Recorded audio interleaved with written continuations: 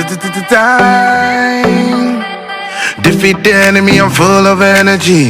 I can lead a team to victory. Got the first blood, too legendary. Taking you all out, go RIP for another layer. Ay. Let me see you moving, never gon' stop. Ay. Epic fight queen, that's so hot. Ay. Assalamualaikum warahmatullahi wabarakatuh. Perkenalkan, nama saya Dipa Tawakal.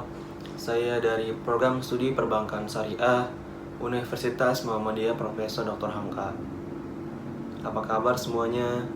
Semoga kita selalu dalam lindungan Allah Subhanahu wa Ta'ala, terutama dalam kondisi seperti ini, yang dimana kita sama-sama menghadapi pandemi virus corona ini. Dan semoga kita selalu diberikan kesehatan olehnya. Amin ya rabbal alamin.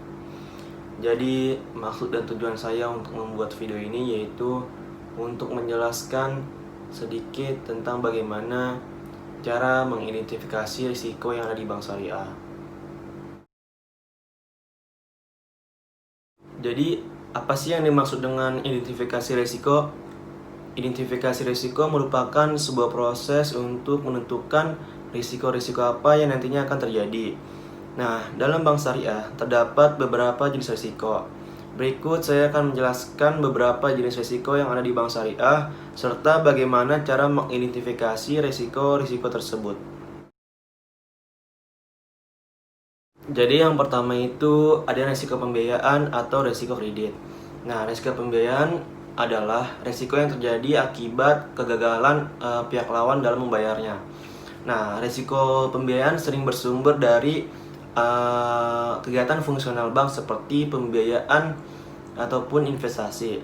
Nah, dalam mengidentifikasi risiko ini, bank harus menilai kegiatan pembiayaan, yaitu dengan cara memerhatikan kondisi keuangan debitur, lalu kemampuan debitur membayar secara tepat waktu, serta agunan atau jaminan yang diberikannya.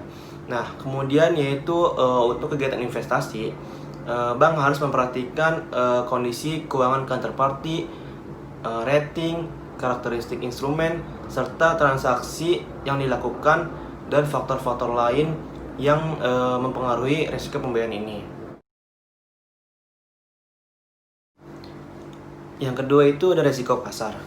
Menurut Peraturan Bank Indonesia tentang manajemen bank syariah, risiko pasar adalah risiko yang terdapat pada posisi neraca dan rekening administratif akibat perubahan harga pasar berupa perubahan nilai dari aset yang dapat diperdagangkan atau disewakan. Kemudian untuk mengidentifikasi risiko ini, di mana bank harus melakukan identifikasi secara tepat terhadap aset, transaksi derivatif, dan instrumen keuangan lain yang terdapat pada aktivitas fungsional bank ataupun aktivitas bank secara keseluruhan. Kemudian yang ketiga itu ada risiko likuiditas. Nah, risiko likuiditas ini disebabkan karena bank tidak mampu memenuhi kewajibannya pada waktu yang telah jatuh tempo. Untuk mengidentifikasi risiko likuiditas ini, di mana bank harus mengidentifikasi dan menganalisis secara cermat terhadap produk dan transaksi perbankan, serta aktivitas fungsional yang dapat mempengaruhi risiko likuiditas ini. Kemudian di mana bank harus melakukan analisis mengenai dampak penerapan berbagai skenario yang berbeda atas posisi likuiditas.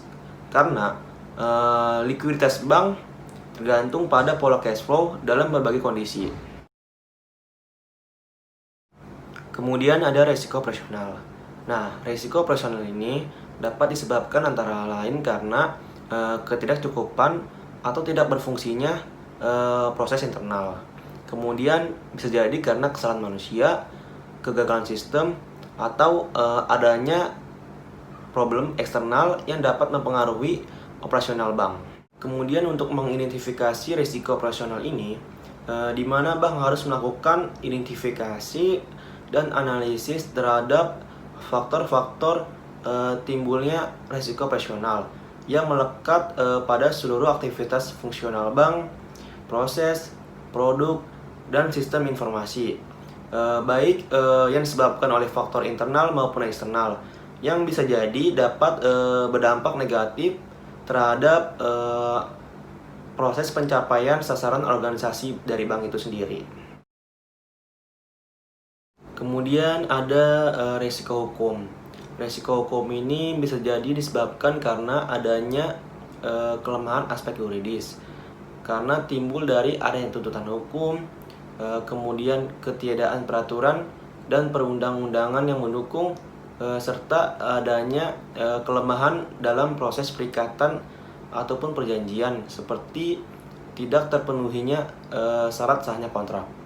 Nah, untuk mengidentifikasi risiko hukum ini, jadi bank itu harus melakukan analisis dan identifikasi terhadap seluruh aktivitas fungsional bank yang dapat mempengaruhi risiko hukum atau menimbulkan risiko hukum, seperti proses pembiayaan, proses investasi, kemudian pada sistem teknologi informasi.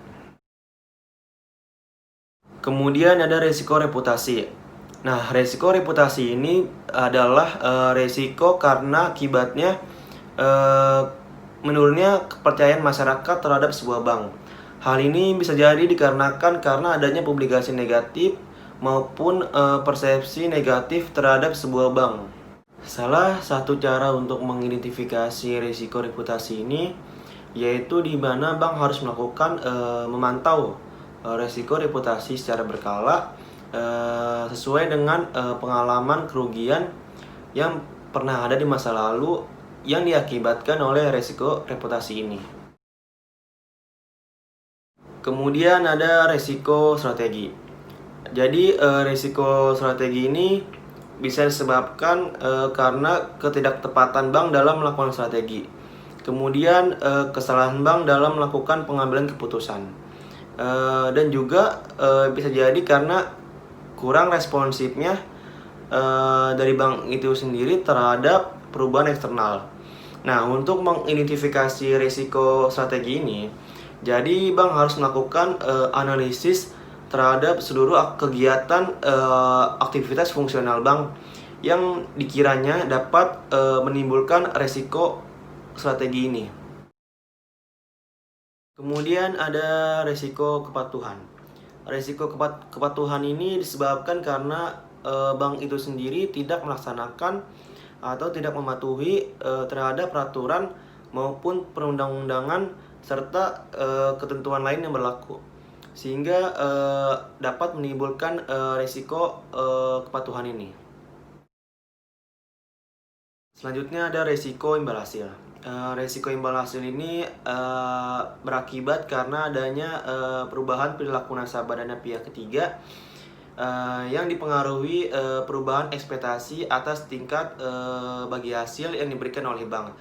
Jadi hal inilah yang menyebabkan resiko imbal hasil terjadi di sebuah bank. Untuk mengidentifikasi resiko imbal hasil ini, bank syariah harus memiliki sistem yang tepat untuk mengidentifikasinya. Seperti ketika dilakukannya kalkulasi tingkat pengembalian, bank syariah harus menggunakan metode gapping untuk mengalokasi posisi ke dalam time band untuk membagikan jatuh tempo ke dalam tanggal repricing.